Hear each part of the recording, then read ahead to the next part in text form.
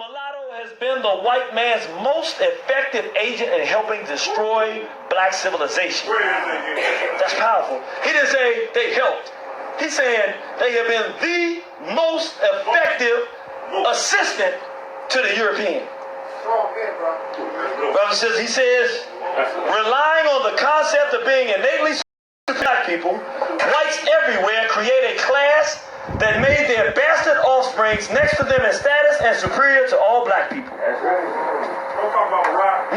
No, we ain't gonna talk about Barack. It ain't gonna go like that. I know, so I gotta trick you sometimes. Sometimes you think it's going one way, but I ain't going the way you think I'm going. I ain't going where you think I might be, because y'all look, don't do that. I know what's going on with y'all brothers. Y'all see that pretty black wife here, you say, brother, don't do that, and I'm with you, but don't you dare do it. No. If we know, and listen, it ain't no if we know. Let me state it differently.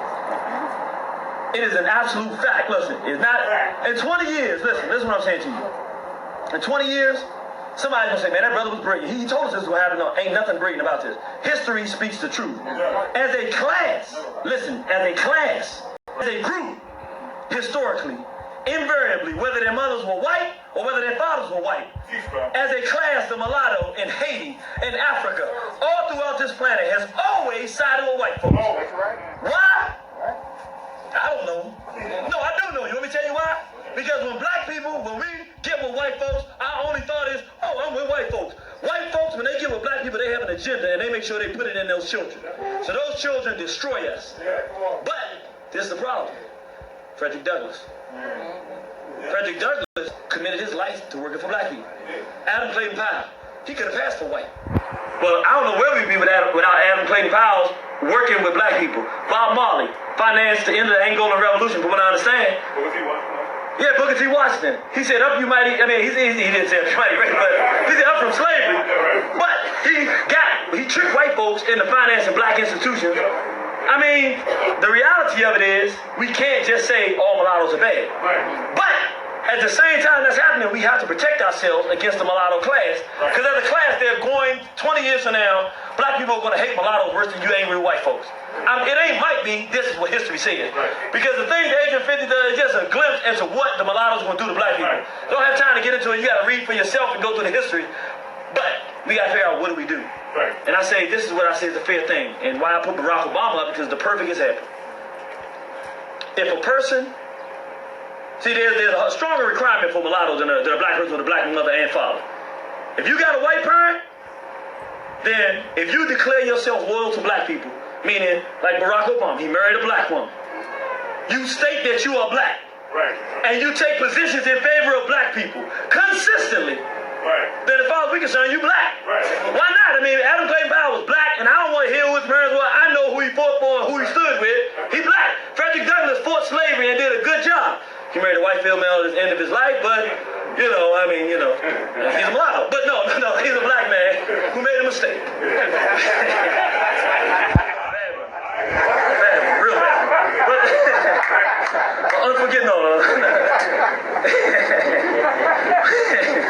I'm saying this is how we deal with it. Barack Obama's married with a black woman, isn't he? A real black woman, right? I mean, don't have no indication she don't want to be black. In all fairness, he looks like a black man, he acts like a black man. Right now, he is a black man. He gets in power. If he did become president, and he said, you know what? The black farmers had their land stolen. I'm going to start a special commission. The black farmers going to get their land back. And I'm going to have another, part of the process, getting the crops redone. And we're going to follow it all the way through to get the stuff to market. We say, man, go on, brother. Barack Obama get in office. Barack Obama say, all these brothers been locked up. We got this DNA testing now. We got brothers been in jail for 25 years. They have nothing to do with the crime. Wasn't in the same city of the crime. We're going to do this DNA test. I want a special commission. Don't nobody else in the society get nothing except until this gets done. We say, go ahead, brother. That's why we want a brother in office. He go out there and say, we got to start bringing some of the jobs back to America. We don't have enough jobs here. It's jobs. And we say, man, thank you. This is a good thing of the brothers in office. He's a brother. Barack Obama gets in office and decides, black people, you got to stop being so homophobic. Barack Obama gets in office and starts talking out against Hugo Chavez. Barack Obama started getting in there and started doing everything that we would say, oh, okay, he working on behalf of the white folks. You know what we say? That's what we expected. What else can no, I'm serious. Look, we gotta understand something. And it's not our fault. Look, if somebody came in this room and punched me in the face and knocked me on the ground, and then they picked somebody else up and threw him on top of me, and then the white boy jumped on the very top. Here's my question to you. Who's keeping me down? Who's keeping me down? The white boy. The white boy, right. You sure? No. Who's keeping me down? One on the bottom. You saying the one on top of you? One on the bottom. You saying they both are? The best answer, it depends. If the person in the middle position is, brother, when we get this white boy off the top of us, we gonna whoop his ass. Right on, brother. If the person on top of me say, Master, go ahead and get some water. I got him down here, he's okay. Then both of them keeping us down. That's the problem with the Mulatto. We don't know what they gonna do. That is not our fault. Black man, if you have the common decency to keep white females out of your bed and lay down with a black woman when you want intimacy, we won't have no more of these problems. Black woman, if you have the common decency to keep the white male out of your bed, we won't have these problems to contend with. We don't make the problems, we have to deal with them. That's the fairest way to be. If they loyal to us, they black people, we don't think twice about it.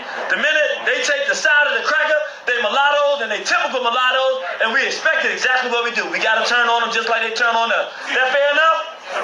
Fair enough. Let's go with it.